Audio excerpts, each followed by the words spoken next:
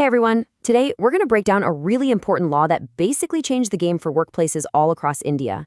It's called the Occupational Safety, Health and Working Conditions Code of 2020. Now that sounds like a mouthful, I know, but it affects millions of us. So let's just jump right in and figure out what it all means for you. So, let me ask you something. What does a safe workplace actually mean, according to the law?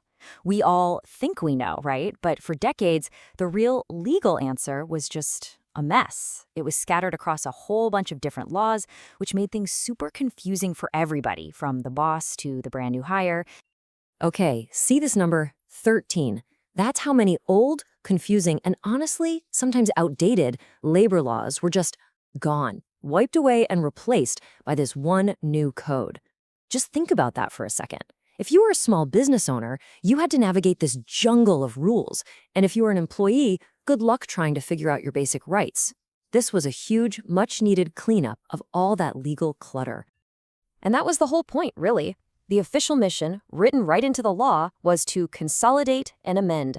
That's just a fancy way of saying, let's take all these scattered old rules, pull them all together into one modern, easy-to-understand document, and create a single, clear rulebook for the entire country.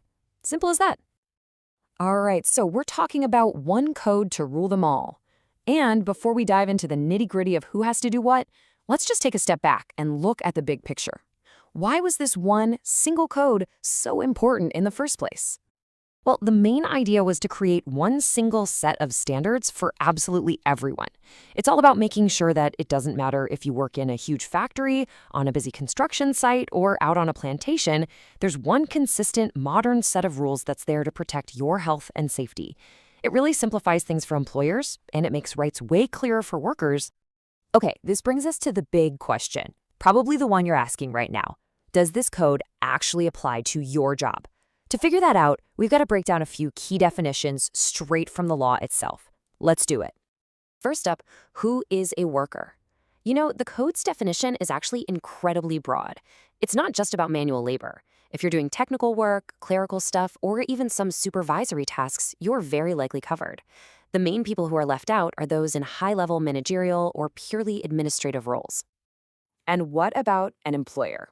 Again, the law casts a really wide net. It's not just the person whose name is on your paycheck. It's whoever has ultimate control over what happens in the workplace. So this could be a factory manager, a contractor on a building site, or even the head of a government department. And finally, what's an establishment? This one is pretty straightforward. The magic number to remember, for the most part, is 10. If a place of business has 10 or more workers, boom, it falls under this code. And this applies to a massive range of places, from your typical office to mines, ports, and plantations. So let's get a bit more specific, because there are some exceptions. This table lays it out pretty clearly. For most general workplaces, that magic number is 10 workers. But for factories, it's a little different. It depends on whether they use power.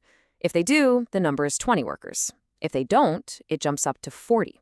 And for plantations, it's not about people, it's about size. 5 hectares or more, and you're covered. This is a great little cheat sheet to see where a workplace fits. Okay, so now that we're clear on who's covered, let's get to the real heart of the code. What exactly is an employer legally required to do for their employees?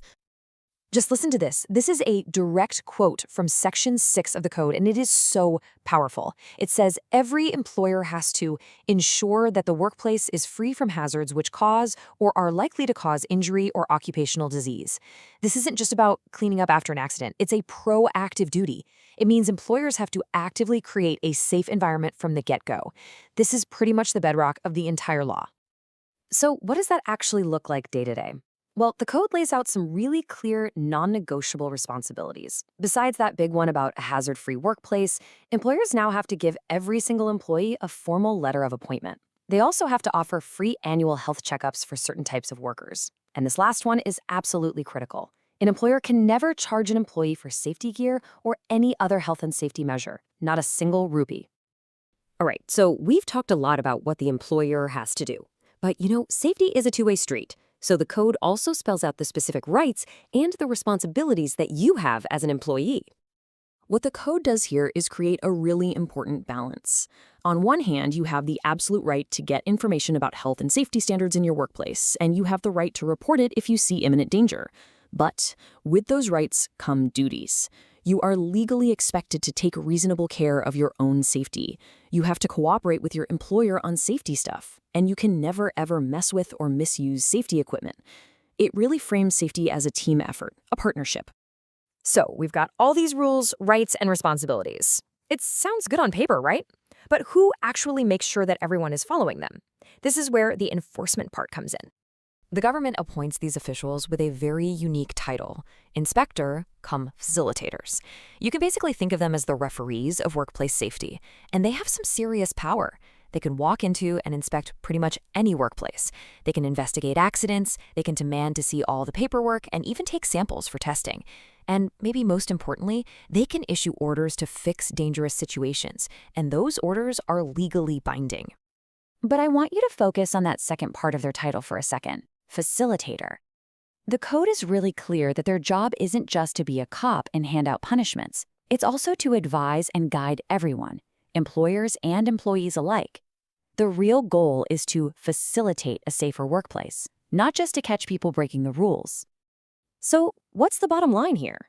The OSH Code of 2020 essentially created one single rulebook for workplace safety in India. It clearly lays out what employers must do and what rights and duties employees have. Now that you know the basics, we'll leave you with this one final thought. Is your workplace playing by these rules?